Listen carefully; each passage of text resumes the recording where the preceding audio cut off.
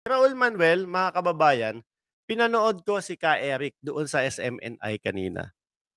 Ano po, so pinanood ko si Ka Eric, sabi ko, "Aba, nakalagay dito sa title is pinapahuli na si Raul Manuel." Sabi ko, chineck ko kung sino, kung mga kapulisan ba o kung may lumabas ng mga ano tawag dito, kung may lumabas na po bang mga warrant of arrest kay Raul Manuel patungkol doon sa isinisigaw niya doon sa kalsada na si Pangulong Bongbong Marcos at ang tatay ni Pangulong Bongbong Marcos na si Marcos Sr.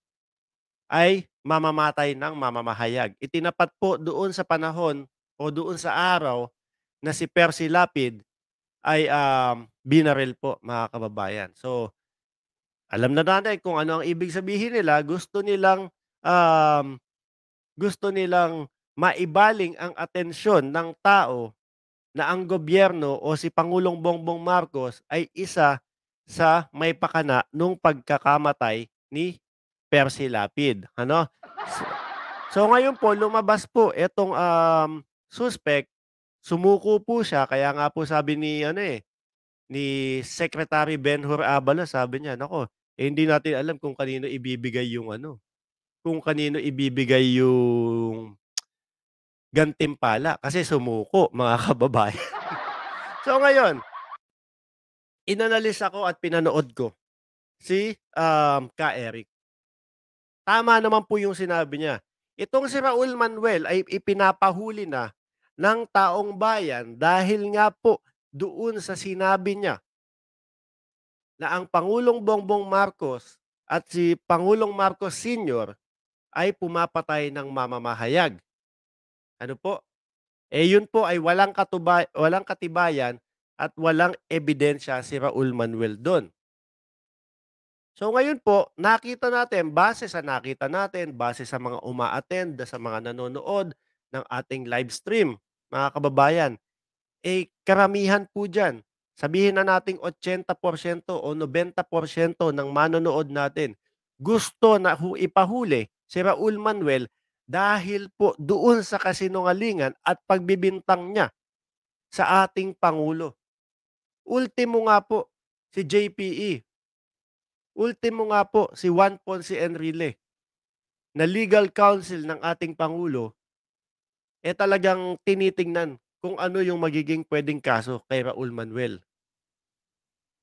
Ano, ako po, isa po ako doon sa nagpupursige na sana, ito ay, ipahuli dahil nga po hindi maganda yung kanyang pinagsasabi habang siya ay nasa rally. Habang siya ay sumisigaw sa kalsada at habang niyuyurak niya ang pagkatao ng yumaong, Ferdinand Marcos Sr. at ang kasalukuyan nating presidente, mga kababayan, 'no po?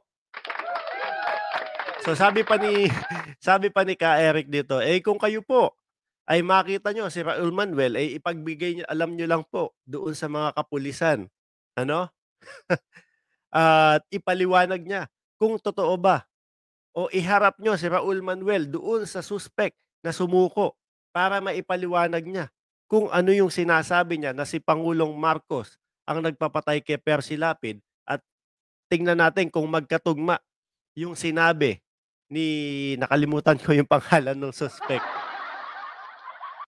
Kung magkatugma yung sinabi nung suspect na yon at si Raul Manuel, ano? Naku po, etong si Raul Manuel, binggong-binggo na po sa mamamayang Pilipino 'to, eh. Akalain niyo po? Lahat, mga kababayan, lahat ng mga ayaw nito, yung alam natin na makakabuti para sa bansang Pilipinas. Ayaw ng ROTC, oh, na alam naman natin na talagang, maganda ang idudulot para sa mga kabataan natin ngayon.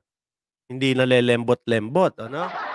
Gusto niya yata, yung ano, yung pinakita niya doon sa TikTok niya na nagsasayaw na lelembot-lembot siya, kekembot-kembot. Hindi ko naman po binabastos ang ating mga kapatid na LGBTQ. Pero ang ihambing ang ROTC at sabihin na delikado at walang, magandang kapupulutan sa ROTC kaysa dun sa ipinapakita niya doon sa kanyang TikTok na kekembot-kembot, eh, napakamali naman po nun mga kababayan.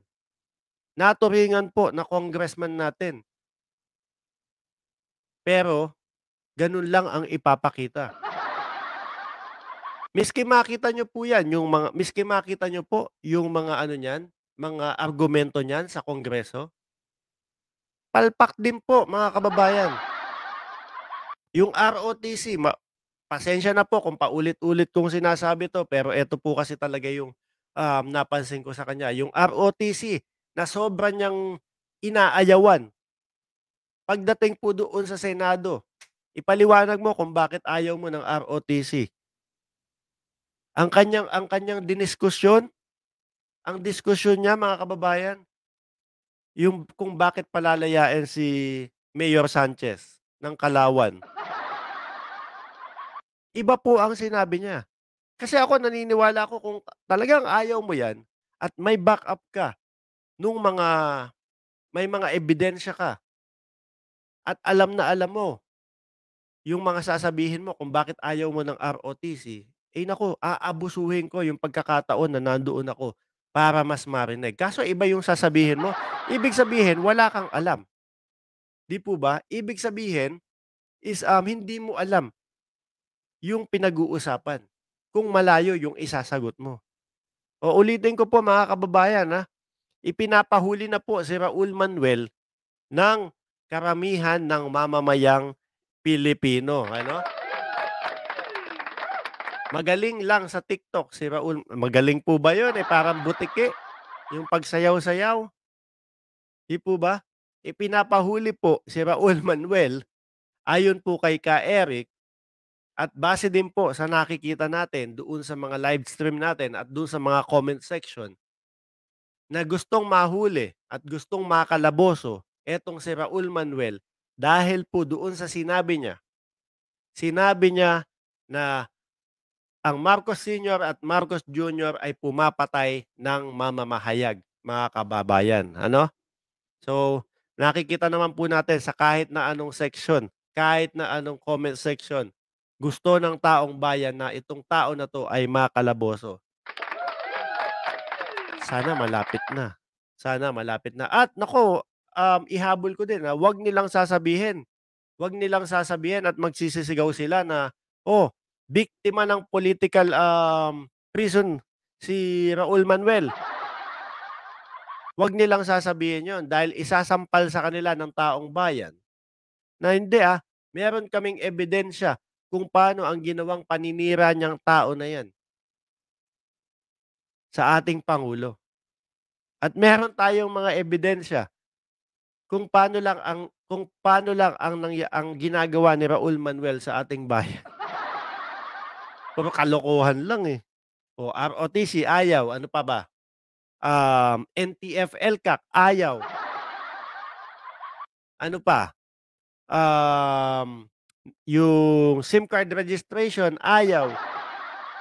Lahat po ng gusto natin, ayaw nila.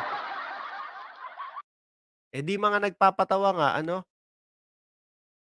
tapos sasabihin, "Oh, bakit niyo kami nireregtag sa ano, sa mga makakaliwa?" Eh, lahat ng ayaw niyo, eh, papabor doon sa kakaliwa, eh. Tapos ayaw mareregtag, ayaw masasabihan ng katotohanan na napapansin na ng taong bayan na sila ay ano, nakakiling dun sa mga kaliwa. At hindi lang po ang taong bayan, mismong presidente, dating presidente, Rodrigo Roa Duterte ang nagsabi, 'di po ba? So, ang sigaw po ni Ka Eric kung makikita niyo daw po si Raul Manuel, eh, agad-agad daw po dalhin daw po sa ano, sa police station upang maipaliwanag at iharap doon sa ano, doon sa suspect. So, pagsalitain silang parehas kung tutugma yung sinasabi ni Raul Manuel na si Pangulong Bongbong Marcos ay nagpapapatay ng mamamahayag. Lap trip din 'tong mga 'to kasi, eh.